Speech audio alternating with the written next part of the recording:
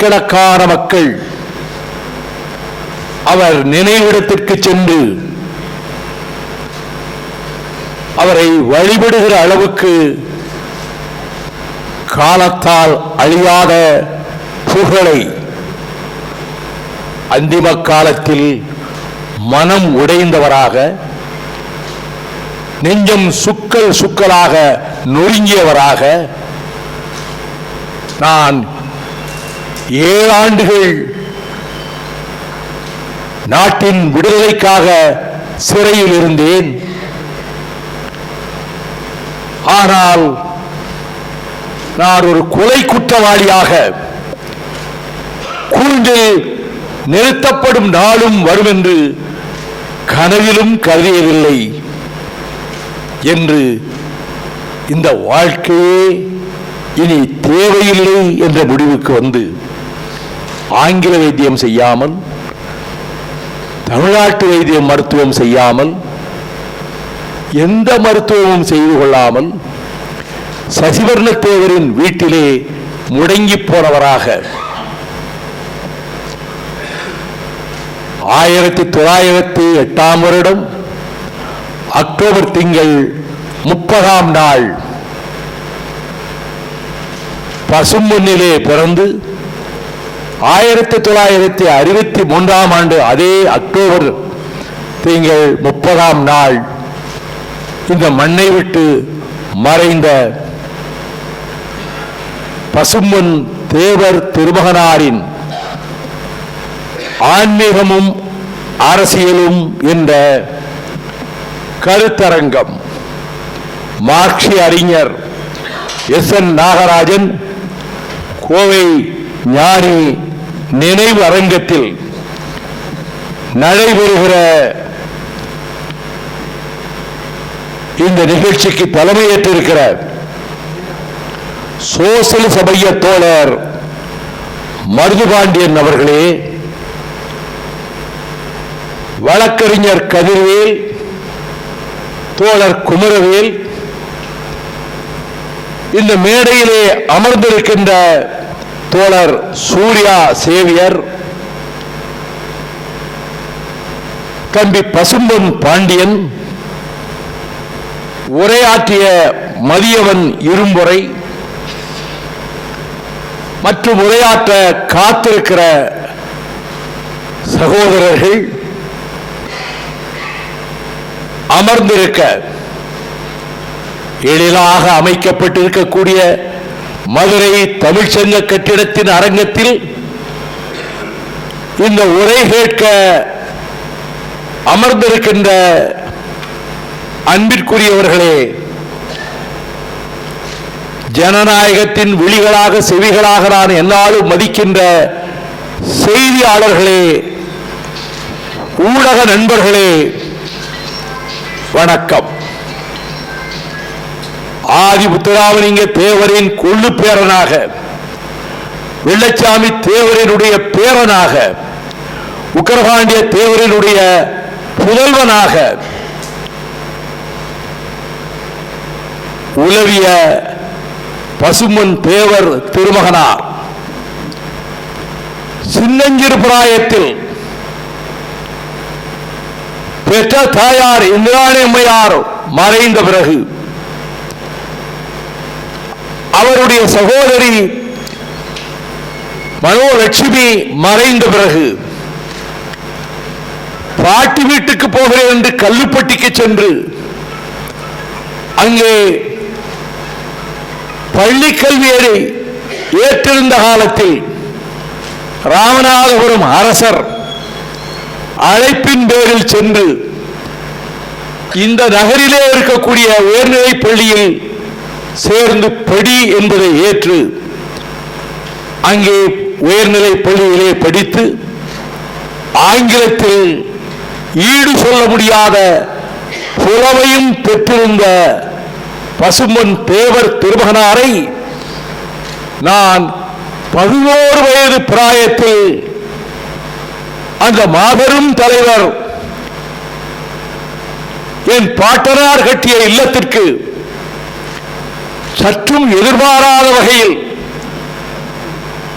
வாகனங்களினுடைய ஒலி சத்தம் பலமாக கேட்டுக்கொண்டிருந்த போது 5-6 பேர் ஓடி வந்து என் தந்தையிடம் தேவரையா வருகிறார்கள் என்று சொன்னவுடன் விதிர்விதிர்த்து போனவரான என் தந்தை வீட்டிலே இருந்த பணியாளை அழைத்து அந்த தோழகத்தின் நாற்காலியை கொண்டு வந்து இங்க போடு என்று அந்த நாற்காலி என் இல்லம் கட்டப்பட்ட காலத்திலே தயாரிக்கப்பட்ட நாற்காலி அதை அங்கே போட்ட வேளையில் சிம்மம் போல நடந்து அகன்ற தோள்கள், விரிந்த மார்பு, எறும்புடர் தலையார் என்று சொல்லத்தக்க வகையிலே அப்படி வளைந்திருக்கக்கூடிய கேசம், அவர் வந்த அந்த கம்பீரமும் அந்த தோற்றமும், அவர் வந்து அமர்ந்தவுடன், ஐயா, உங்கள் காலடிகள் என் வீட்டிலே படுவதற்கு நான் புண்ணியம் செய்திருக்க வேண்டும், தவம் செய்திருக்க வேண்டும் என்று சொல்லிய போது அந்த பெருமகனார் சொன்னார், நீங்கள் காங்கிரஸ் கட்சியை ஆதரித்து வருவதாக என்னிடம் வந்து சொன்னார்கள். நான் காங்கிரஸ் கட்சியை வளர்க்க பாடுபட்டவன். காமராஜர் தேர்தலில் நிற்கதற்கு தகுதியில்லை என்று சொன்னபோது, அவர் வரி கட்டவில்லை என்று சொல்கிற போது, நான் ஒரு வெள்ளாட்டை கொண்டு வந்து அதை விற்ற அந்த பணம் அவர் செலுத்திய வரிப்பணம் என்று சொல்லி அவரை விருதுநகர் நகர்மன்ற தேர்தலில் நிறுத்திய தகுதியுடையவன். ஆனால் அந்த காங்கிரஸ் கட்சி கெட்டு குட்டிச்சுவராகிவிட்டது. Permit quota ராஜ்யமாகிவிட்டது.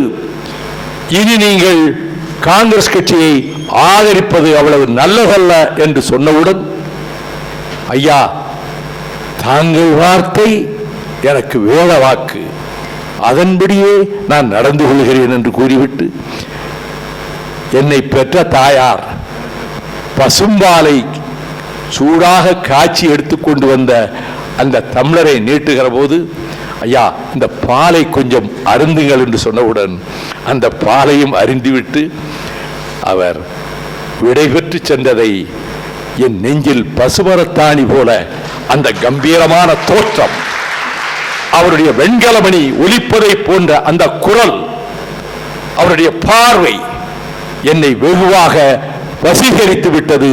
11 வயதில் 1955 வருடத்தில் அவருக்கு 47 வயது இருக்கும்.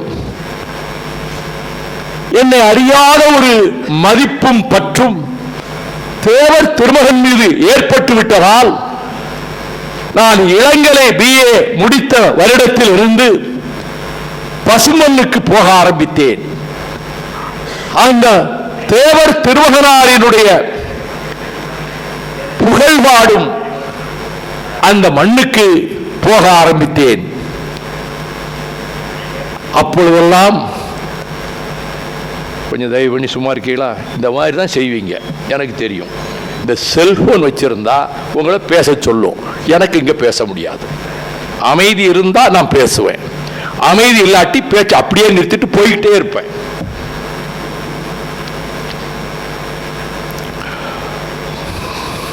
பசும்பொன் தேவர் திருமகனார் 3 மணி நேரம் பேசினாலும் ஒரு சொட்டு தண்ணீரோ ஒரு சோடாவோ குடிக்க மாட்டார். அடியேனும் அதையே பின்பற்றி வருகிறேன். 1964 ஆண்டு அறிஞர் அண்ணா முன்னிலையில் பேசிய காலம் முதல் 8 வயதில் மகாத்மாவின் பேரன் முன்னிலையில் என் பள்ளி ஆசிரியர்கள் அவர்கள் எழுதி கொடுத்த சொற்பொழிவை மனனம் செய்து 10,000 பேருக்கு முன்னாலே அந்த சின்னஞ்சிறு பிராயத்தில் பேசிய காலம் முதல்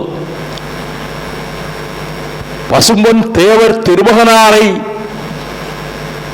புகழ்ந்து பேசுவதற்கு இந்த அரங்கத்தை ஆயத்தப்படுத்தி கொடுத்திருக்கிறார்களே, அந்த சகோதரர்களுக்கு என் நெஞ்சார்ந்த நன்றியை முதலில் தெரிவித்துக் கொள்கிறேன். பசும்பொன் தேவர் திருமகனார் ஆன்மீகம் அவரே கூறுகிறார். வடலூரில் வள்ளலாருடைய நாள் போற்றப்படுகிற நிகழ்ச்சியில் அவர் கலந்து கொண்ட போது அவருக்கு பக்கத்திலே வந்து அமர்ந்த தமிழ்நாட்டின் முதலமைச்சராக ஒரு காலத்தில் இருந்த ஓமந்தூர் ராமசாமி ரெட்டியார் அவர்கள் பசும்பொன் தேவர் திருமகனாரின் செவிகளில் ஒன்றை சொல்லுகிறார். தேவர் பெருமான் தலையை அசைக்கிறார். அவர் பேச எழுகிறார். அப்பொழுது சொல்லுகிறார், என்னிடத்தில் என் மதிப்புக்குரிய ஓமந்தூரார் ஒரு செய்தியை சொல்லி கவலைப்பட்டார்.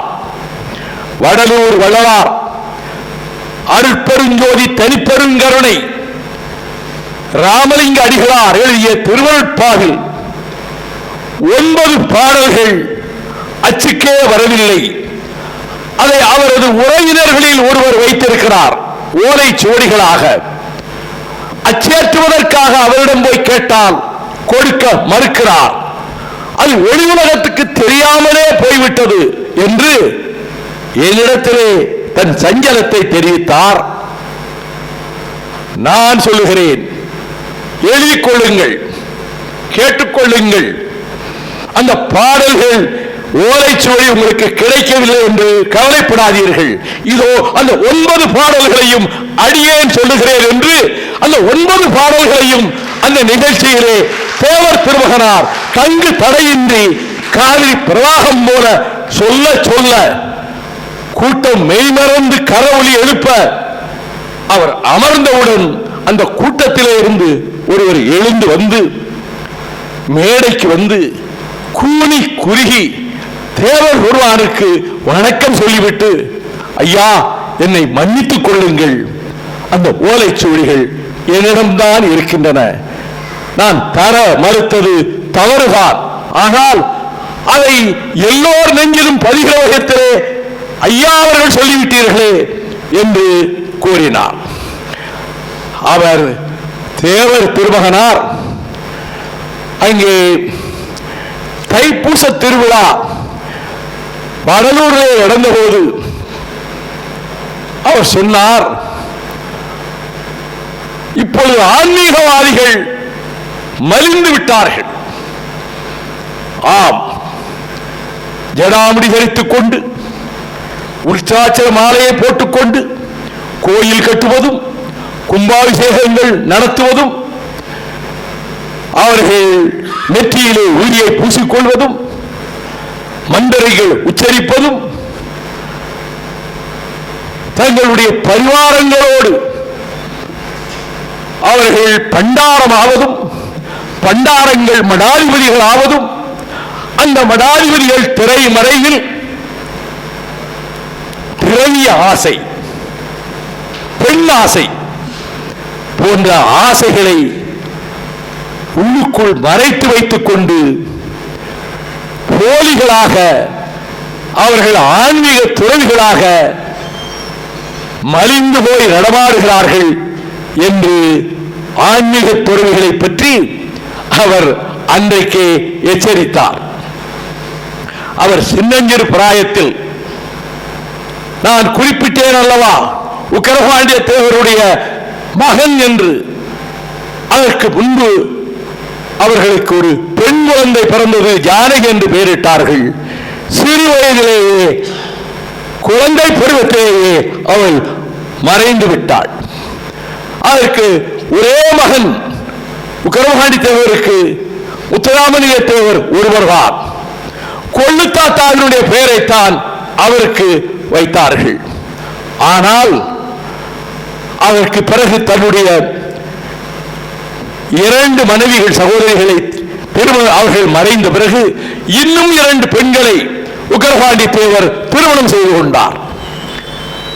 அவர்கள் சொல்லை கேட்டு அவர்களுக்கு பேருதவியாக இருந்த ஒருவரை அந்த இல்லத்தின் பக்கமே வரவிடாமல் துரத்தியதோடு அனைத்து சொத்துக்களையும், நிலமுலங்கள், மன்னர் வாணியமாக அந்த குடும்பத்துக்கு முன்னால் வழங்கப்பட்டவர்கள், அதற்குரிய ஆவணங்கள், தஸ்தாவேஜுகள் அனைத்தையும் வைத்து மகனுக்கு ஒன்றுமே இல்லாமல் அவர் மாற்றி விடுவார் என்ற எண்ணம் ஏற்பட இதை நாம் பெற்றுவிட வேண்டுமே நினைத்து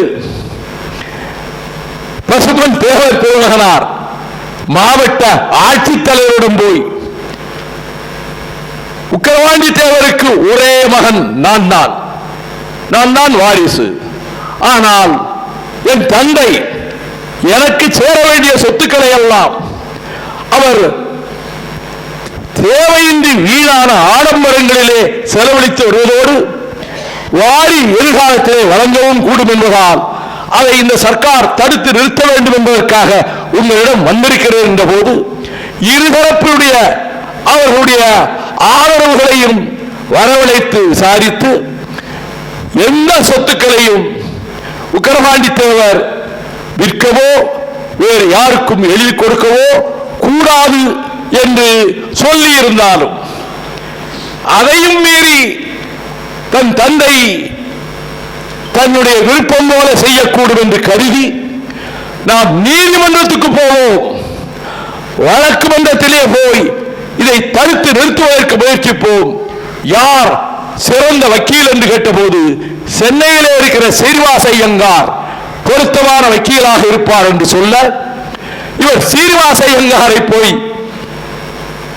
பசும்பொன் தேவர் திருமகன் முத்துராமலிங்க தேவர் என்று நான் சொல்வதில்லை, ஒப்புக்காக அல்ல, உண்மையிலே நெஞ்சிலே அவர் மீது மரியாதை இருக்கிற காரணத்தினால் பசும்பொன் தேவர் திருமகன் அப்படி சொல்வதற்கு அனைத்து தகுதியும் பெற்ற தியாக சிகரம் தான் பசும்பொன் முத்துராமலிங்க தேவர். அவருக்கு நிகராக நான் படித்த வகையில் அத்தனை விதமான நூல்களையும் கற்று எந்த பிரச்சனை பொருள் எடுத்தாலும் ஆரியோனந்தமாக அதனுடைய பொருளை உணர்ந்து மெய்ஞானமா அதிலே சிகரம், தத்துவ இயலா அதிலே சிகரம். அந்த சொற்பொழிவுகள் பலவை கிடைக்காமலே போய்விட்டது. ஆனால் தேவரின் இதயநாதம் என்ற அந்த நூலில் 224 பக்கங்கள் கொண்ட நூலில் 48வது பக்கத்தில் தான் நான் முதலிலே குறிப்பிட்ட ஆன்மீகத்தை பற்றி தேவர் எழுதியிருக்கிறார் திருமகன். அவர் சீனிவாச ஐயங்காரிடம் போய் அவருடைய வழக்கு சுவடிகளை கொடுத்த போது அவர் ஆங்கிலத்திலே அருமையாக பேசுவதை கேட்டு திகைத்து போன சீனிவாச ஐயங்கார், ஒரு 4 நாளைக்கு நான் எந்த வேலையும் பார்க்க முடியாது, வங்காளத்து சிங்கம் நேதாஜி வருகிறார், அவர் கடற்கரையில் என்னுடைய தலைமையில் பேசப் போகிறார், உன் வழக்கை பற்றி அதற்கு பிறகு நான் பார்த்துக் கொள்கிறேன், நீ இவ்வளவு அழகாக ஆங்கிலம் பேசுகிறாயே, நான் கொடுக்கிற வேலையை செய்கிறாயா? ஐயா சொல்லுங்கள், நேதாஜிக்கு உடனிருந்து தொண்டு செய்வதற்கும் பலர் பேசுகிற தமிழை ஆங்கிலத்தை அவரிடம் மொழிபெயர்த்து சொல்வதற்கும் ஒரு இளைஞன் இருந்தால் சிறப்பாக இருக்குமே என்று நான் கருதி இருக்கிற போது நீ வந்திருக்கிறாய்.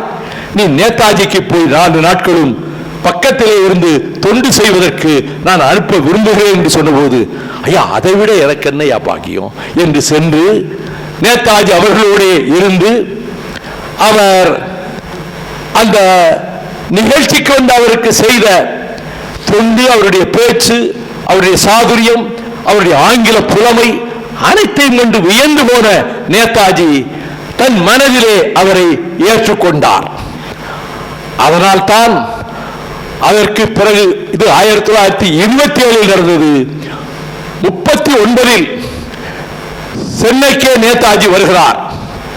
சீனிவாச ஐயங்கார் எந்த காங்கிரஸ்காரர்களும் அவரை பார்க்கவும் வரவில்லை, அவருக்கு ஒரு வீடு கொடுத்து உதவவும் வரவில்லை. அடிப்படை உறுப்பிலிருந்து 3 ஆண்டுகளுக்கு காங்கிரஸ் கட்சி அவரை நேதாஜியை நீக்கிவிட்ட சூழல். ஆகவே அப்பொழுது சீனிவாச ஐயங்கார் என்னுடைய வீட்டிலேயே நேதாஜி தங்கிக் கொள்ளட்டும் என்று முடிவெடுத்த போது சங்கு கணேசன் அவர்கள் என் இல்லத்தில் தங்கட்டும் நேதாஜி என்று சொன்னதனால் சங்கு கணேசன் அவர்கள் இல்லத்திலே தங்குவதற்கு வாய்ப்புகளை உருவாக்கினார்கள். கடற்கரையிலே கூட்டம், பெருந்திரளான கூட்டம், அலைகள் போல் கூட்டம். நேதாஜி பேச ஆரம்பிக்கிறார். ஒலிபெருக்கிக்கு முன்னால் வந்து நிற்கிறார். அப்போது சென்னையிலே வெளியாகிக் கொண்டிருந்த மெயில் பத்திரிகை ஒரு அவசர மாலை பதிப்பை வெளியிட்டு, அந்த பதிப்பு ஒரு பக்கம்தான், அதை கொண்டு வந்து நேதாஜியின் கைகளிலே கொடுக்கிறார்கள். அதை எடுத்து பார்க்கிறார். Adolf Hitler has invaded Poland. போலந்துக்குள்ளே ஹிட்லர் நுழைந்து விட்டார், உலக யுத்தம் துவங்கிவிட்டது என்ற மெயில் ஏடு வர்ணித்திருந்ததை ஒரு இடம் பார்த்துவிட்டு 2 மணி நேரம் அனைத்துலக அரசியலை நேதாஜி பேசினார். அப்படியே எல்லோரும் மெய்மறந்து போனார்கள். அந்த கூட்டத்தில் தான் அவர் அப்பொழுது உருவாக்கிய காங்கிரஸ் கட்சியில் 1939 வருட தொடக்கத்தில் ஹரிபுரா காங்கிரஸ் நடந்தபோது, அகில இந்திய காங்கிரஸ் கட்சிக்கு யார் தலைவர் என்ற தேர்தல் வந்தபோது, தென் மாநிலங்களைச் சேர்ந்த ஒருவரை நிறுத்தினால் அதிக ஓட்டுகள் கிடைக்கும் என்று காந்தியடிகள் விரும்பியவாறு பட்டாபி சீதாராமையாவை வேட்பாளராக அவர்கள் ஏற்கனவே தலைவர் பொறுப்பில் இருந்த நேதாஜிக்கு பதிலாக அவர் பெயரை அறிவித்த போது, நேதாஜி அவர்கள் நானும் இந்த தலைவர் தேர்தலுக்கு போட்டியிடுகிறேன் என்று சொன்னதனால் எந்த தென்னிந்திய மக்கள் அதிகமாக பட்டாபிக்கு ஓட்டு போடுவார்கள் என்று காந்தி நினைத்தாரோ அதற்கு மாறாக இங்க தென்னிந்திய மக்கள் நேதாஜிக்கு அதிகமாக வாக்களித்தார்கள். இந்த தமிழ்நாட்டிலே இருந்து பசுமன் தேவர் திருமகனார், பெருந்தலைவர் தியாகச்சுடர் காமராஜர் நேதாஜிக்கு வாக்களித்தார்கள். தேவர் திருமகன் அதிகமான வாக்குகளை சேகரிப்பதிலே ஈடுபட்டிருந்தார். நேதாஜி தலைவராக்கப்பட்டார். ஆனால் அவர் தலைவர் என்று அறிவிக்கப்பட்ட 48 மணி நேரத்திற்குள் காங்கிரஸ் காரிய கமிட்டியில் இருந்த 14 பேரில் 12 பேர், சர்தார் வல்லபாய் பட்டேல், அபுல் கலாம் ஆசாத், பாபு ராஜேந்திர பிரசாத், கிருமலானி, அவர் வரிசையாக 12 பேர் நாங்கள் காரிய கமிட்டியிலே இருந்து ராஜினாமா செய்கிறோம் என்று ராஜினாமா செய்த போது, அதற்கு பிறகு சர்தார் வல்லபாய் பட்டேல் ஒரு அறிக்கை விட்டார். இனி காரிய கமிட்டிக்கு யாரையாவது புதிதாக நியமிக்க வேண்டுமானால் காந்தியடிகள் சொல்லுகிற பெயர்களைத்தான் நேதாஜி அறிவிக்க வேண்டும் என்று சொன்னபோது, அதற்கும் மறுபேதும் சொல்லாமல் நீங்கள் யாரை காரிய கமிட்டிக்கு நியமிக்க விரும்புகிறீர்கள் என்று காந்தியாருக்கு நேதாஜி கடிதம் அனுப்பிய போது, நான் யாரையும் அறிவிக்க விரும்பவில்லை, உங்கள் இஷ்டப்படி செய்து கொள்ளுங்கள் என்று காந்தியார் பதில் கடிதம் அனுப்பினார். அப்பொழுது திரிபுரா காங்கிரஸ் 104 டிகிரி காய்ச்சல் நேதாஜிக்கு. ரயிலில் வரும்போதே அவரை பெற்றெடுத்த தாயாய் மடியிலே அவர் தலையை வைத்து மருந்து போட்டிக் கொண்டே வந்தார். அந்த அகில இந்திய காங்கிரஸ் கட்சியுடைய அந்த கமிட்டி கூட்டம் தொடங்கியது. மேடையில் ஓரமாக ஒரு கட்டிலை போட்டு அதிலே நேதாஜி படுத்திருந்தார். அவரது உரையை வாசிப்பதற்கு கூட அவருக்கு சக்தி இல்லை. அவரது சகோதரர் சரத்சந்திர போஸ் தன்னுடைய சகோதரனுடைய தலைமை பேச்சை, தலைமை உரையை அங்கே வாசித்தார். இதற்கு பிறகு வங்காளத்துக்கு போனார். வங்காள மக்கள் கொதித்து போனார்கள். அவர்கள் நேதாஜி மீது பற்றும் வாஞ்சையும் கொண்டிருந்த அந்த சூழ்நிலையில் அவர் வங்காளத்தினுடைய அந்த மாநிலத்தினுடைய காங்கிரஸ் கட்சி தலைவர் என்ற பதவியும் இருந்த காரணத்தால் சில கோரிக்கைகளை அறிக்கையாக வெளியிட்டதை ஏற்றுக்கொள்ளாத காங்கிரஸ் கட்சியில் அந்த தலைவர்கள் இவர் அதிக பிரசங்கித்தனமாக இதையெல்லாம் அறிவிக்கிறார். எனவே காங்கிரஸ் கட்சியின் அடிப்படை உறுப்பினர் பொறுப்பிலே இருந்து நேதாஜியை நீக்குகிறோம் என்று அவர்கள் அறிவித்தார்கள். அப்பொழுது என்ன செய்தார்?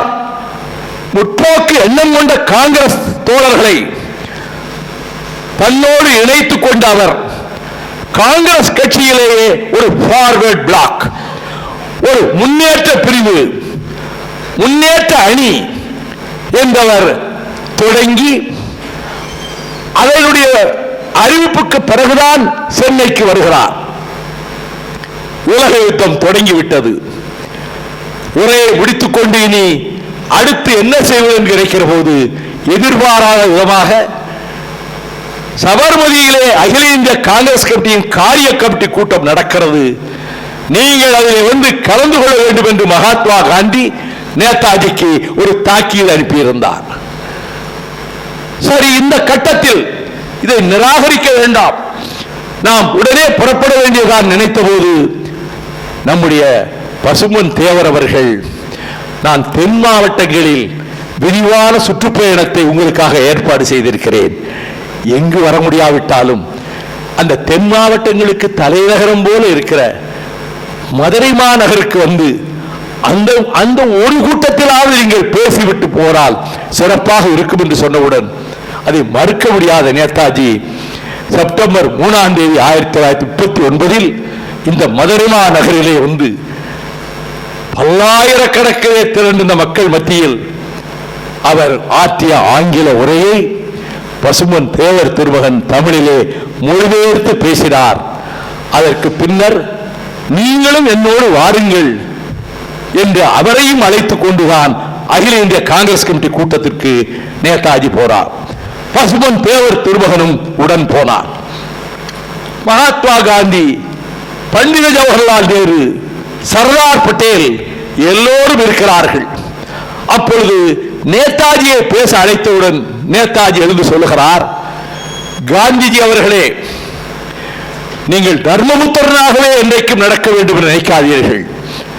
காண்டீபம் ஏந்த வேண்டிய வேலை வந்துவிட்டது, அர்ஜுனனாக மாறுங்கள் என்று இவர் தொடர்ந்து பேசியதை சகிக்காத மனிதருள் மாணிக்கம் இவர் பேசி அமர்ந்தவுடன் தான் எழுந்து பேசி அவர் நேதாஜி பேசியதை அனைத்தையும் மறுத்து பேசியதோடு மட்டுமல்ல, பக்கத்தில் நின்று பேசுகிறார், பக்கத்திலே உட்கார்ந்து இருக்கிற நேதாஜியினுடைய தோளை பிடித்து ஒரு கையால் உலுக்கி யூ என்று சொல்லுகிறார். நேதாஜி ஒன்றும் பதிலே சொல்லவில்லை, பொறுமையாக இருந்தார். அவர் நேரு அவர்கள் பேசி முடித்தவுடன் மகாத்மா காந்தியை பார்த்து, நீங்கள் தயார்படுத்தி இருக்கக்கூடிய உங்கள் தலைமைச் சீடர் எப்படி என்னிடம் நடந்து கொண்டார் என்பதை பார்த்தீர்கள் அல்லவா? இனி எனக்கு இங்கு வேலை இல்லை, நான் வெளியேறுகிறேன் என்று வெளியே போய்விட்டார். அந்த நேதாஜியினுடைய வாழ்க்கையில் 1944 வருடம் செப்டம்பர் 22ஆம் நாள் அவர் ஏற்கனவே சுதந்திர இந்தியாவினுடைய அரசு என்பதை அவர் நிர்மாணித்து அதில் செய்ய வேண்டிய பிரகடனத்தை ஒரு நாள் இரவு முழுக்க பென்சிலால் எழுதி, அந்த ஒரிஜினல் உடைய அசல் நான் படித்திருக்கிறேன், ஒரு இடத்திலே கூட ஒரு அடித்தல் திருத்தல் கிடையாது. ஒரு 7-8 பக்கம் எழுதியிருக்கிறார், பொடி எழுத்துக்களால் பென்சிலால். அதைத்தான் பிரகடனமாக சொல்லுகிறார், அமைக்கப்பட்ட சுதந்திர இந்தியாவினுடைய பிரகடனம் என்று. ஆனால் புகைப்பிடிக்கிற பழக்கத்தை விட முடியாததால் அதையும் நான் சொல்லிவிடுகிறேன். பக்கத்திலே ஏராளமான சிகரெட் துண்டுகள், அவர் இரவெல்லாம் புகைப்பிடித்த துண்டுகள் கீழே கிடக்கின்றன. அப்பொழுது அந்த பேச்சில் சொல்லுகிறார், 44 செப்டம்பர் 22 இது நாடாளுமன்றத்தில் மாநிலங்களவையில் அதற்கு சில நாட்களுக்கு முன்பு நடைபெற்ற ஒரு நிகழ்ச்சி என் மனதை மிகவும் புண்படுத்திவிட்ட காரணத்தால், ஏனெனில் நேதாஜியுடைய மகள் இந்தியாவுக்கு வந்து குடியரசுத் தலைவர் ஞானி ஜெயில் சிங் அவர்களுடைய விருந்தினராக, அந்த சகோதரி அவருடைய கணவரும் குடியரசுத் தலைவர் மாளிகையிலே விருந்தினர்களாக இருந்தார்கள். ஜனவரி 26 குடியரசு திருநாள் அணிவகுப்பு ஊர்வலம் விஜய் சவுக்கிலே நடக்கிறது. இந்திய ராணுவம் பீடு நடை போட்டு வருகிறது. பிரதமர் உட்கார்ந்து இருக்கக்கூடிய ராஜீவ் காந்தி உட்கார்ந்து இருக்கக்கூடிய வரிசைக்கு அடுத்த வரிசையில் பின்னால் நேதாஜியின் மகள் உட்கார்ந்திருக்கிறார். திரும்பி பார்த்த Rajiv Gandhi, are you the granddaughter of Netaji என்று கொஞ்சம் குத்தலாக கேட்கிறார். மனம் உடைந்து போன நேதாஜி மகள் அனிதா போஸ்,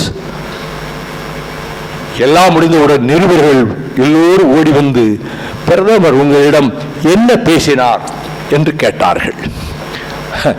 அந்த சகோதரி சொன்னாள், என் தந்தையாருடைய பெருமையை புகழை இன்னும் கூட சகித்துக் கொள்ள முடியவில்லை இந்தியாவில் இருக்கக்கூடிய தலைவர்களால் என்பதை காட்டிவிட்டார். நான் அந்த வீட்டில் இருந்திருக்கிறேன், இந்திரா காந்தி அம்மையார் இருக்கிறபோது இருந்திருக்கிறேன். நான் நேதாஜியின் மகள் என்பது நன்றாக அவருக்கு தெரியும். ஆனால் என்னை புண்படுத்துகிற விதத்தில் இந்த கேள்வியை என்னை நோக்கி வீசினார் என்று அவர் பிரஸ்ல பத்திரிகை நிருபர்களிடம் பதில் சொன்னார். இதற்கு பிறகு நாடாளுமன்றம் கூடுகிறது. விபி சிங் அவர் அவை தலைவராக அமர்ந்திருக்கிறார். லீடர் ஆஃப் த ஹவுஸ் என்னை பேச அழைக்கிறார்கள். நான் பேச எழுந்தேன். ஒரு 10 நிமிடங்கள் வேறு விஷயங்களை பேசிவிட்டு அப்பொழுது நடைபெற்ற அந்த சம்பவத்தை குறிப்பிட்டு நேதாஜியின் மகளிடம் ஏளனமாகவும் ஏகடியமாகவும் இந்த நாட்டின் தலைமை அமைச்சர் எப்படி கேட்கலாம்? பண்டித ஜவஹர்லால் நேரு தியாகம் செய்திருக்கிறார், நாட்டுக்காக உழைத்திருக்கிறார், சிறைச்சாலையிலே வாடியிருக்கிறார். ஆனால் அவர் செய்த தியாகத்தை விட இந்த நாடு அவருக்கு மகுடம் சூட்டி இருக்கிறது, அவருக்கு வெகுமதி இருந்திருக்கிறது.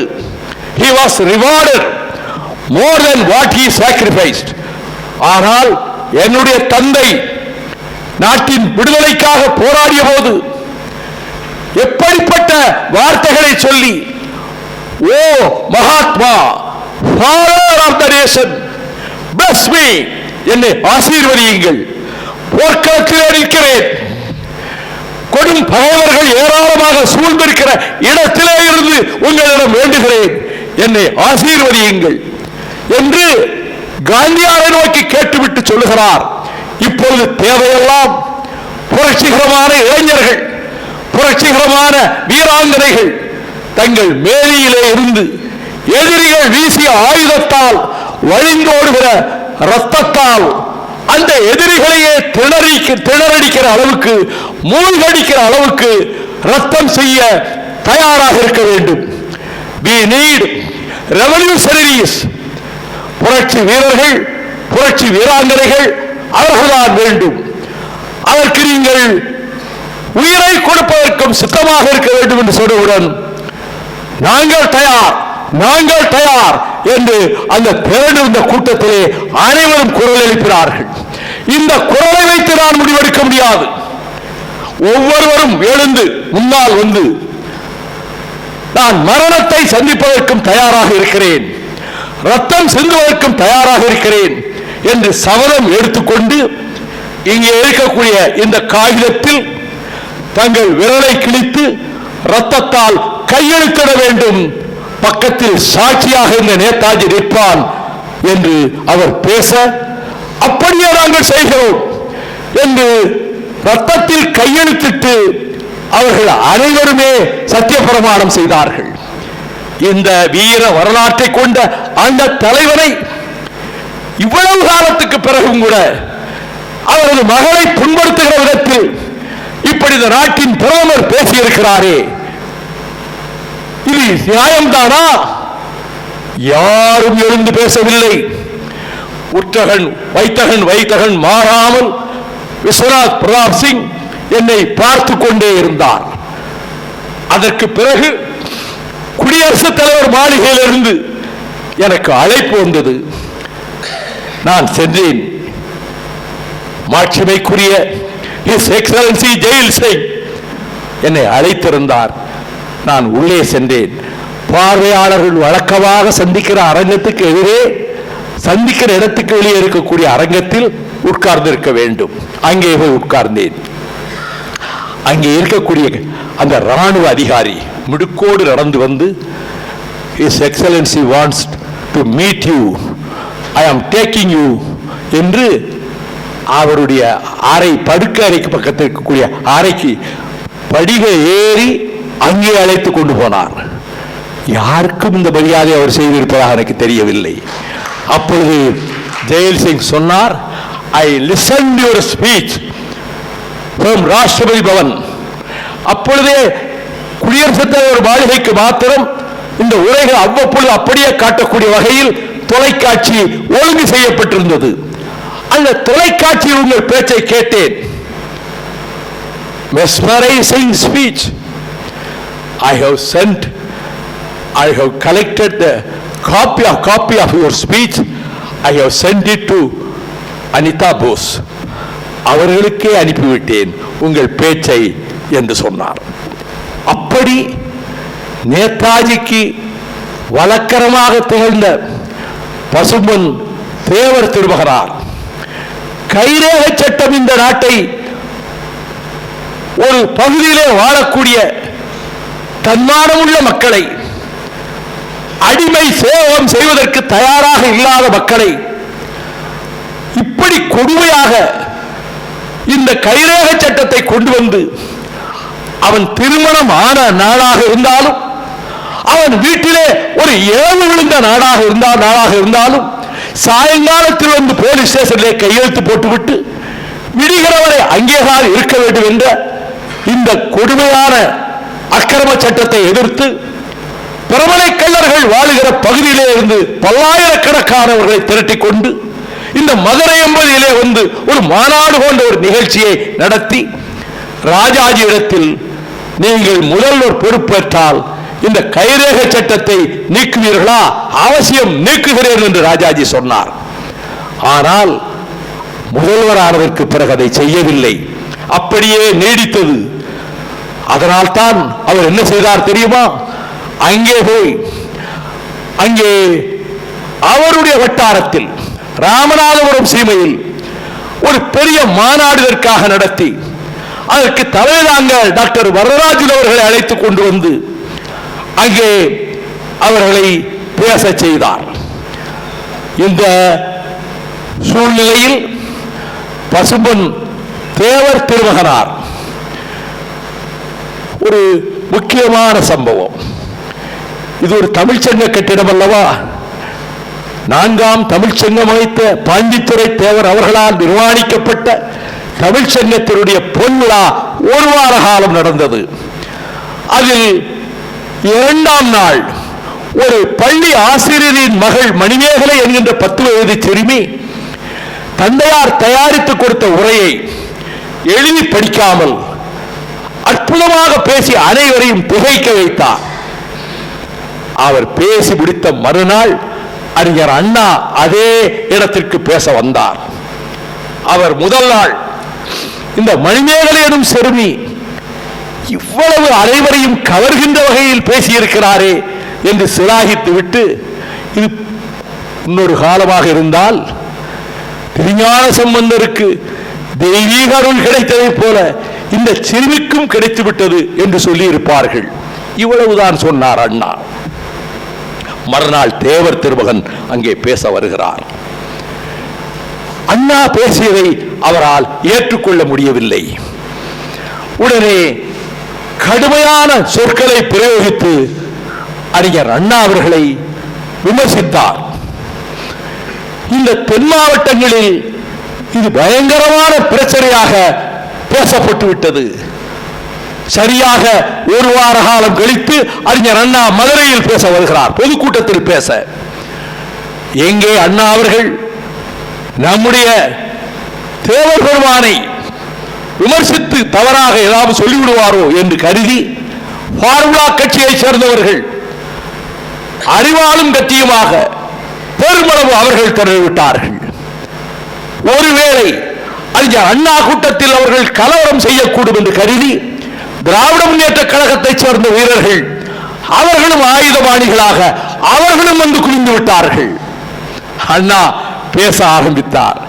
1 மணி நேரம் பேசினார். சுற்றி வளைத்தோ மறைமுகமாக கூறியோ தேவர் பெருமான் கூறியதை பற்றி, அந்த நிகழ்ச்சியை பற்றி ஒரு சொல்லும் சொல்லாமல் ஒரு மணி நேரம் உரையாற்றிவிட்டு சென்று விட்டார். இதை மறக்கவே இல்லை தேவர் திருமகன். 1957 ஆண்டு செப்டம்பர் 10ஆம் நாள் தேவேந்திர குல மக்களுக்கும் மறவர் குலத்தினருக்கும் பெரும் மோதல் வந்துவிடுமோ என்ற சூழலில் மாவட்ட கலெக்டர் பணிக்கர் முதுகுளத்தூர் தாசில்தார் அலுவலகத்தில் ஒரு சமாதான கூட்டம் போட்டார். அந்த கூட்டத்தில் பசும்பொன் தேவர் திருமகனும் பங்கெடுத்து தன்மகுக்கு வாதங்களை வைத்துக் கொண்டிருந்தார். அப்பொழுது அதை மறுத்து ஒருவர் பேசிக்கொண்டே வந்தார். இவர் சொல்லுகிற வாதங்களுக்கெல்லாம் மறுப்பாக ஒருவர் சொல்லிக் கொண்டு வந்தார். அப்பொழுதும் பொறுமை இழக்காமல் தேவர் திருமகன் சொன்னார், நான் அந்த தேவேந்திர குல மக்களுக்கு பெரும் மரியாதை வைத்திருக்கிறேன். எனது 32வது வயதில் அந்த சமூகத்தை சேர்ந்த ஒரு சகோதரன் வீட்டிற்கு போய் நான் சாப்பிட்டு மகிழ்ச்சியோடு வந்தேன். தனி தொகுதிகளில் அவர்களால் போட்டியிட வேண்டும் என்கிற போது அத்தனை தொகுதிகளையும் தேவேந்திரர்களையே நான் வேட்பாளர்களாக போட்டேன் என்று பேசுகிறார். நான் என் நிலங்களில் ஒரு சில பகுதிகளை அவர்களே உறுதி விவசாயம் செய்து கொள்ளட்டும் என்று அவர்களுக்காக ஏற்பாடு செய்தவன் நான் என்று தன்னுடைய மனதில் வெறுப்பும் இல்லை பகையும் இல்லை என்று இதைத்தான் அவர் பேசினார். அதற்கு பிறகு அவர் சொன்ன ஒரு வாதத்தை அதே சகோதரன் எழுந்து மறுத்து பேச, தேவர் அதை மறுத்து பேச, அதை மறுத்து அவர் பேச, இந்த வாக்குவாதம் ஒரு கிட்டத்தட்ட 7-8 நிமிஷம் நடந்து கொண்டிருந்ததை ஜன்னல்கள் வழியாக எல்லோரும் பார்த்து கொண்டிருக்கிறார்கள். மறவர் குல மக்களும் பார்த்து கொண்டிருக்கிறார்கள். இது 10ஆம் தேதி நடக்கிறது. செப்டம்பர் 11ஆம் தேதி இரவு வேளையில் அந்த சகோதரன் தன் வீட்டில் உணவறிந்து விட்டு வீட்டுக்கு வெளியே 10 பேரை 7-8 பேரை வைத்துக் கொண்டு வாய்த்துக் கொண்டிருந்த அந்த நேரத்தில், போன்ல பேசக்கூடாது, செல்போன் பேசணும்னா வெளியே போய் பேசணும். நான் என் ஆவியை கொடுத்து பேசிட்டு இருக்கேன். ஒரு சொட்டு தண்ணீர் அருந்த மாட்டார் தேவர், ஒரு சோடா குடிக்க மாட்டார். அடியேனும் அப்படித்தான். 3 மணி நேரம் பேசினாலும் நான் இடையிலே சோடாவும் அருந்த மாட்டேன். நிசப்தம் நிலவினால் பேசுவேன், நிசப்தம் இல்லையே என் பேச்சை முடித்துக் கொள்வேன். இது நான் சின்னஞ்சிறு வயதிலிருந்து தொடர்ந்து பழக்கிக் கொண்டிருக்கக்கூடிய பழக்கம்.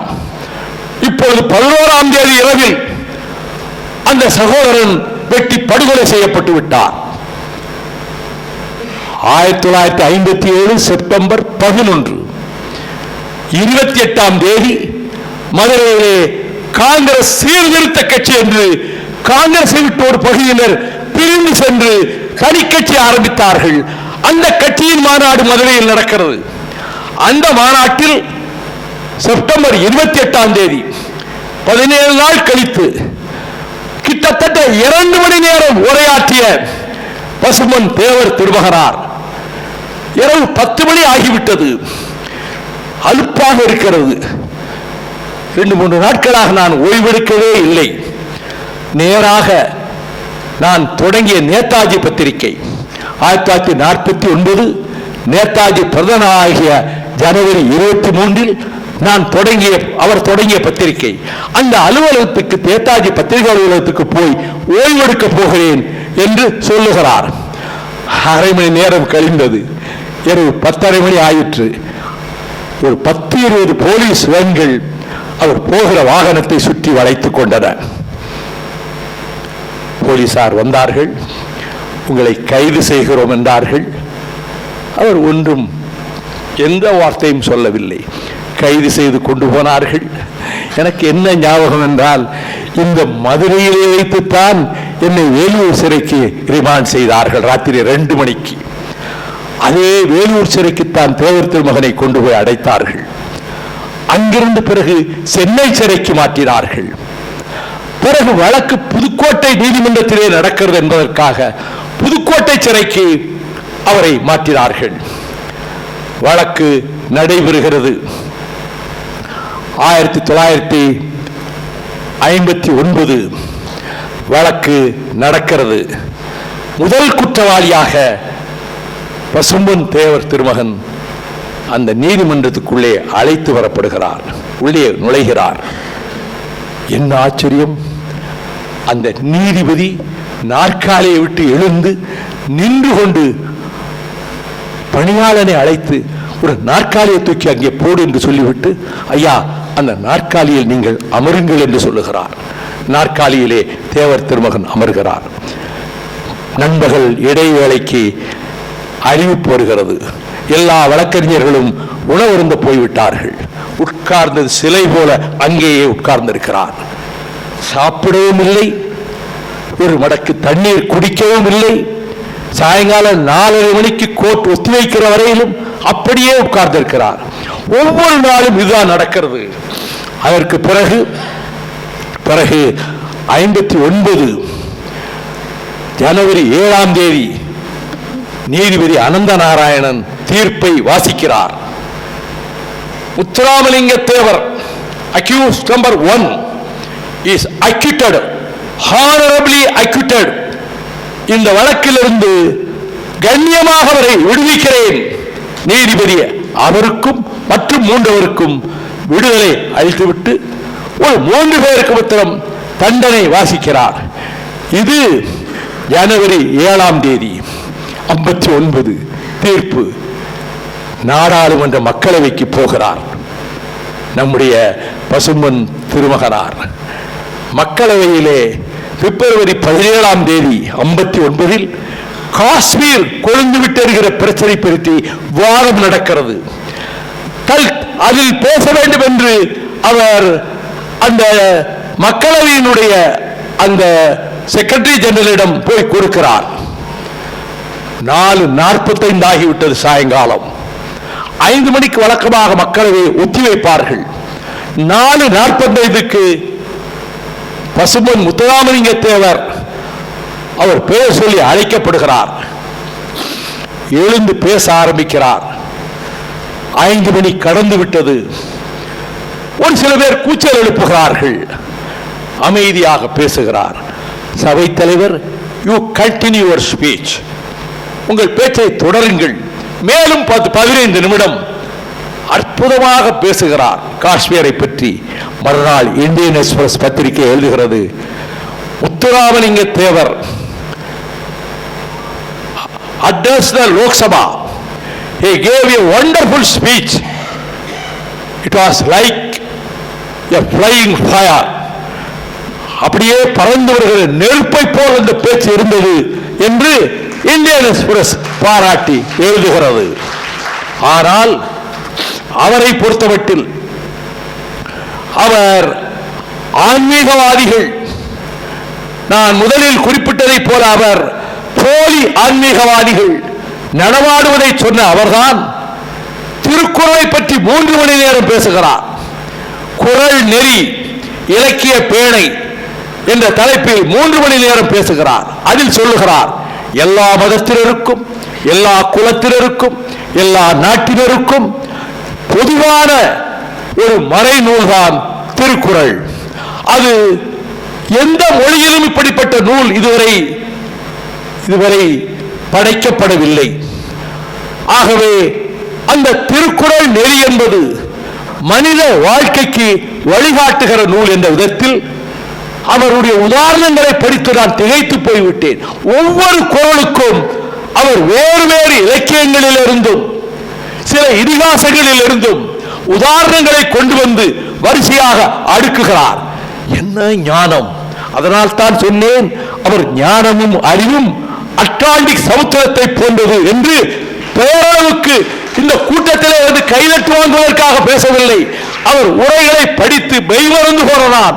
இவ்வளவு ஞான கடலாக இருந்திருக்கிறாரே! எவ்வளவு உலக அரசியலை பேசுகிறார், இந்திய அரசியலை பேசுகிறார், சர்வதேச உறவுகளை பேசுகிறார், இதிகாசங்களை பேசுகிறார், கிரேக்க புராணத்தை வர்ணிக்கிறார். இதிகாசங்களினுடைய மேற்கோள்களை எடுத்து சொல்லுகிறார். அது மட்டுமல்ல, படித்தால் நான் புரிந்து கொள்ள முடியாத பல்வேறு செய்திகள் அடுக்கடுக்காக அடுக்கடுக்காக அவர் சொல்லிக்கொண்டே போகிறார் கூட்டங்களிலே.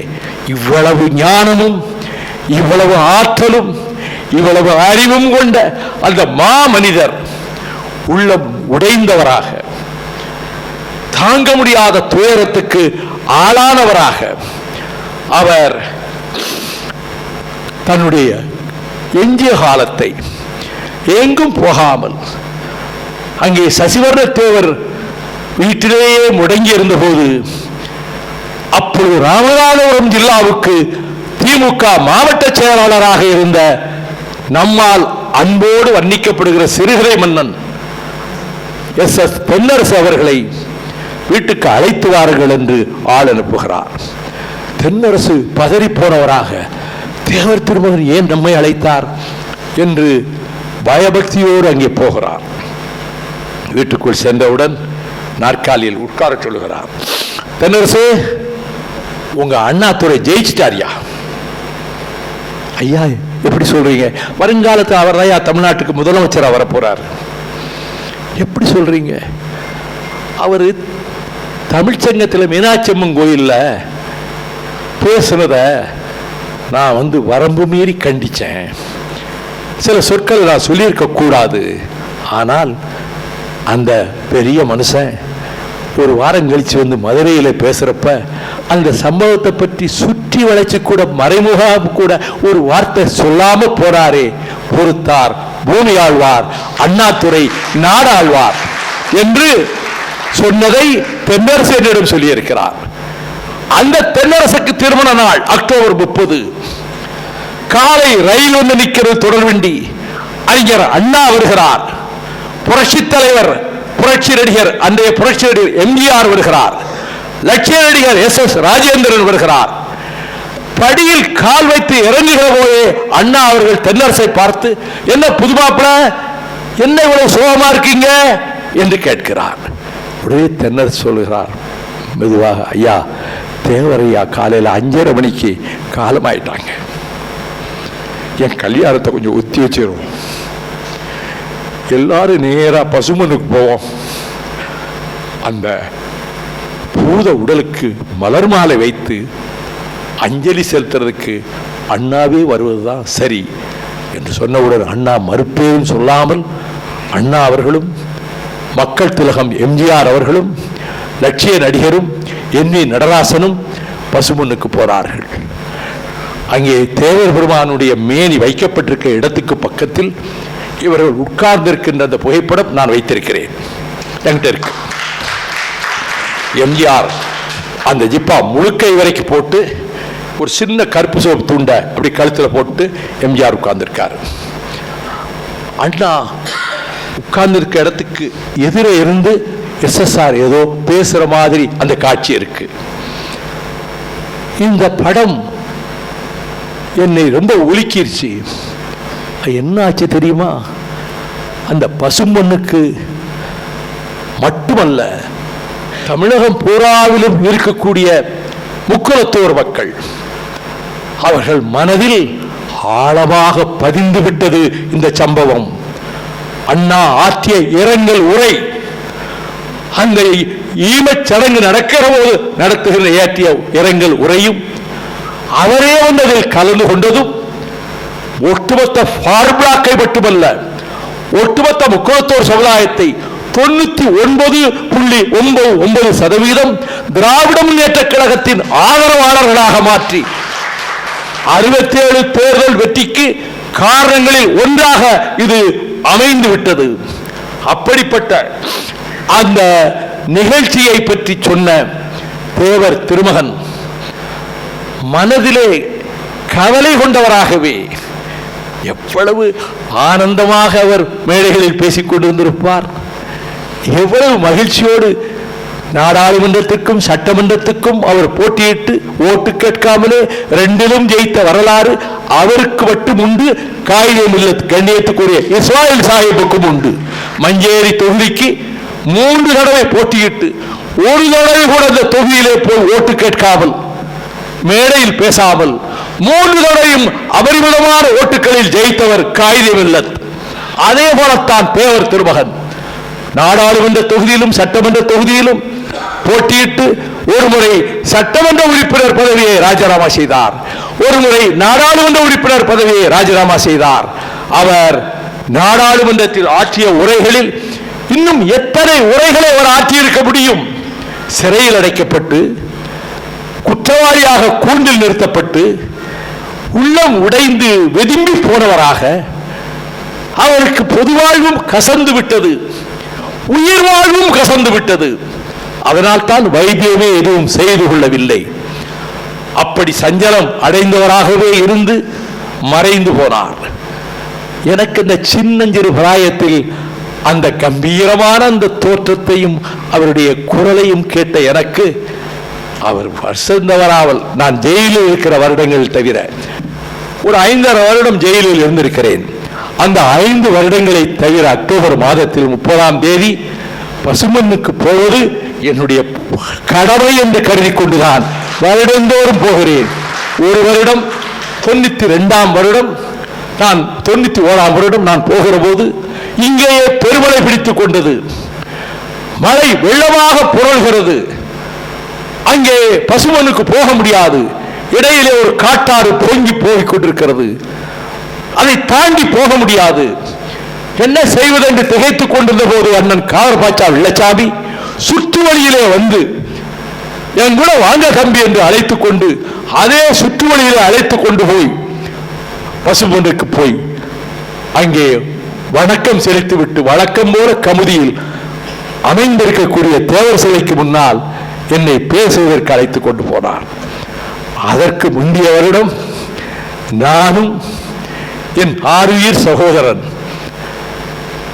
பாடல்களை அப்படியே சொல்லுவதில் சங்கத்தமிழ் பாடல்களை, திருமுருகாற்றுப்படையை ஒரு வரி விடாமல், கையில் ஒரு குறிப்பு தாள் இல்லாமல் பேசுகிற ஆற்றல் என் வீர சகோதரன் காளிமுத்துவுக்கு இருந்ததே தவிர அவருக்கு நிகரான பேச்சாளன் எவரும் கிடையாது, நானும் கிடையாது. அந்த நினைவு ஆற்றல் அது எப்படித்தான் அது கங்கை வெள்ளவன காவிரி வெள்ளவன காளிமுத்துவனுடைய நாவிலே நடமாடும் என்று நானே திகைத்து போயிருக்கிறேன். அவரும் கட்டபொம்மன் வம்சாவளியாகிய கே சுப்பு அவர்களும் அப்பொழுது திமுக மாவட்ட செயலராக இருந்த சிவகங்கைக்கு இருந்த அண்ணன் தாவண்ணா கிருஷ்ணனும் அதற்கு முன்னிய வருடம் அங்கே போய் பசும்பொன்னிலே வீர வணக்கம் செலுத்திவிட்டு கமுதியிலே கூட்டம் பேசிவிட்டு வழக்கம் போல அண்ணன் காவர்பாச்சா வெள்ளச்சாமி வீட்டுக்குத்தான் கூட்டம் முடிந்தவரை இரவு சாப்பாடு. எனக்கு என்ன சுவையை பிடிக்கும் என்று அண்ணன் காவர்பாச்சாவுக்கு தெரியும். எங்க ஊர் கண்மாய் கெளுத்தி மீன்களை என் தாயார் சமைத்துக் கொடுப்பதை நான் சொல்ல கேட்டிருக்கிறார். ஆகவே எனக்காகவே அவர் கெளுத்தி மீன்களை பிரத்யேகமாக வரவழைத்து குழம்பும் வைத்து கெளுத்தி மீன்களுக்கு வருத்தம் செய்து பிறகு ஆட்டுக்கறியும் கோழிக்கறியும் போட்டு எங்கள் 4 பேரை உட்கார வைத்து சாப்பிட வைத்தார். அது 91, 92 தான் இந்த வெள்ளம். 93 வழக்கம் போல் அக்டோபர் 30 பசுமண்ணுக்கு போவதற்கு அண்ணன் சுப தங்கவேலன் அவர்களிடம் நான் வழக்கம் போல பசுமண்ணுக்கு வருகிறேன் என்று கூறி அதற்கு நீங்களும் உடனிருந்து எனக்கு ஏற்பாடு செய்யுங்கள் என்று சொல்லி இருக்க அதுவரை இல்லாத அதிசயமாக திமுக தலைவரே பசுமண்ணுக்கு வருகிறார். என்னையா கோவாசாமி வரானா? நான் வாரேன். அவரே வருகிறார் என்றவுடன் என் பெயர் சுவரொட்டிகளிலே அச்சடிக்கப்படவில்லை. அதற்கு பிறகு என்ன நடந்தது என்றெல்லாம் சொல்ல விரும்பவில்லை. ஆனால் இங்கே இருந்து 300 கார்கள் என்னோடு வர பசும்பொன்னுக்கு 93 அக்டோபர் 30 சென்றோம். 300 கார் இருக்கும். எங்கிருந்தா வந்தாங்களோ, லட்சமா ஏப்ரல் 16 எழுச்சி பேரணிக்கு எப்படி 94 வந்தாங்களோ அதே போல 93 அக்டோபர் 30 பசுமண்ணுக்கு வந்தார்கள். இவ்வளவு கூட்டத்தை ஒரு இடத்திலே ஒன்றாக சேர்த்து ஒரு 15 நிமிடம் பேச வேண்டுமே என்று நான் நினைத்த போது காலம் சென்ற நினைவிலே வாழ்கிற வில்லித்தேவர் அவர் தகப்பனாரை ஒருவன் கொலை செய்து விட்டான் என்று 18 வயது ஆனவுடன் அதே நபரை வெட்டி படுகொலை செய்துவிட்டு ஆயுள் தண்டனை பெற்று ஜெயிலில் இருந்து மீண்டு வந்தவர் வில்லித்தேவர். அவர் அவருடைய நிலத்திலே ஒரு சின்ன பந்தலை போட்டு கோட்டை மேடையை போட்டு எங்களை பேச வைத்தார். ஆஹா, எவ்வளவு பெரிய கூட்டம்! அதில் பேசிவிட்டு மனதில் இவ்வளவு லட்சம் பேர் வந்திருக்காங்களே நினைத்து கொண்டு வந்தேன். இடி விழுந்தது என் தலையில். இந்த மதுரைமா நகரிலே இருந்து வந்த 3 வீர தம்பிகள், கண்மணிகள், அந்த 3 பேரும் பசுமண்ணுக்கு வந்து திரும்பும் போது விபத்திலே சிக்கி இறந்து போனார்கள். அந்த செய்தி கேள்விப்பட்டு நான் துடிதுடித்து போனேன். பிறகு இங்கே வந்தோம். அந்த 3 பேருடைய வீடுகளுக்கும் சென்று அவர் உடல்களை எடுத்துக்கொண்டு போய் தத்தரேரி சுடுகாட்டிலே தகனம் செய்கின்ற வரையிலும் நான் போன அந்த நாளும் எனக்கு ஞாபகம் வருகிறது. அதற்கு பிறகு 2002 அக்டோபர் 30 சிறையில் இருக்கிறேன்.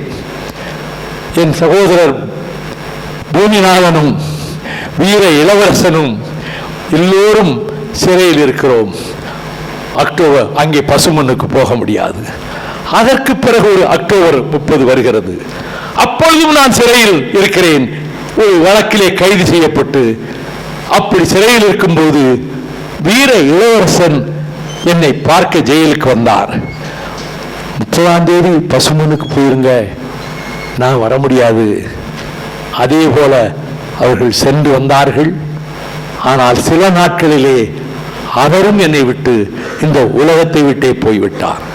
எவ்வளவோ துயரங்கள், எவ்வளவோ சோதனைகள், எவ்வளவோ மன அழுத்தங்கள், அவை எல்லாம் இருந்தாலும் தேவர் பெருமானை கொஞ்ச நேரம் நினைத்துக் கொண்டால், கப்பலோட்டிய தமிழன் வீர சிதம்பரத்தை கொஞ்ச நேரம் நினைத்துக் கொண்டால், அவர்கள் கடைசி நாட்களில் கப்பலோட்டிய தமிழன் வெள்ளித்தட்டிலே சாப்பிட்ட அந்த செல்வந்தர் பெருமகன் தொழிலாளர் தோழர்களுக்காக அத்தனை பேர் வேலை நிறுத்தம் செய்த போது அவர்களுக்கு உணவு வழங்க பல லட்சக்கணக்கான பணங்களை செலவழித்த அந்த குபேரனை போல வாழ்ந்தவர் கடைசியில் கண்ணனூர் சிறையில் இருந்து கீழே தரையிலே படுத்திருந்த போது நடுராத்திரியில் அந்த ஜெயில் டாக்டர், அவன் சூப்பரண்டுக்கு அடுத்த பொசிஷன்ல இருக்கிறவன், மிஸ்டர் பிள்ளை மிஸ்டர் பிள்ளை என்றவுடன் தூக்கம் கலைந்து எழுந்து, வாட் டு யூ வாட், உனக்கு என்ன வேணும் என்று சிதம்பரம் பிள்ளை கேட்டார். Do you know mister Ashe, ஆஸ்துரை உனக்கு தெரியுமா? அந்த பாவிதானே என்னை இந்த சிறைக்கு அனுப்பியவன் என்று சிதம்பரம் பிள்ளை பதில் சொன்னார். அந்த ஆஸ்துரையை ஒருவன் மணியாச்சி ஜங்ஷனிலே சுட்டு கொண்டுவிட்டு தானும் தற்கொலை செய்து கொண்டு விட்டான் என்ற செய்தி எங்களுக்கு வந்திருக்கிறது என்று அவன் சொன்னான். உடனே சிதம்பரம் பிள்ளை, நல்லதே நழிந்தாய், நல்ல சொல்ல சொல்லிட்டேன்.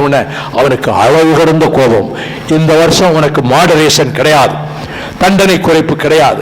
ஐ டோன்ட் கேர், நீ என்ன குறைச்சாலும் சரி குறைக்காவிட்டாலும் சரி. இதை தன் சுயசரிதை கவிதையிலே சிதம்பரம் பிள்ளை அப்படியே எழுதியிருக்கிறார். அவர் சிறையை விட்டு வெளியே வந்தார். நாதி கிடையாது, ஒரே ஒரு உருவம், தொழு நோயாளியாக மாறி போன உருவம். அவரோடு சேர்ந்து மேடைகளிலே கர்ஜனை செய்த சுப்பிரமணிய சிவா மட்டும் ஜெயில் வாசலிலே குஷ்டரோகியாக வந்து நின்றார். சிதம்பரம் என்று கட்டி தழுவிக் கொண்டார். கழுவதற்கு அவர் யோசித்தார், தனக்கு குஷ்டரோகம் இருக்கிறது என்று. கட்டி தழுவிக் கொண்டார் சிதம்பரம் பிள்ளை. சென்னையில் போய் அரிசி கடை வைத்தார், படு நஷ்டம் நடத்த முடியவில்லை. எண்ணெய் கடை வைத்தார், அதை விட நஷ்டம் நடத்த முடியவில்லை. ஆனால் வாலஸ் என்கிற ஜட்ஜ் சிதம்பரம் பிள்ளையின் மீது கருணை கொண்டு அவரது வக்கீல் சன்னத்தை திரும்ப வழங்கினான். அதனால் தான் தன் பிள்ளைகளில் ஒரு புதல்வனுக்கு வாலஸ் என்று பெயர் வைத்தார் சிதம்பரம் பிள்ளை.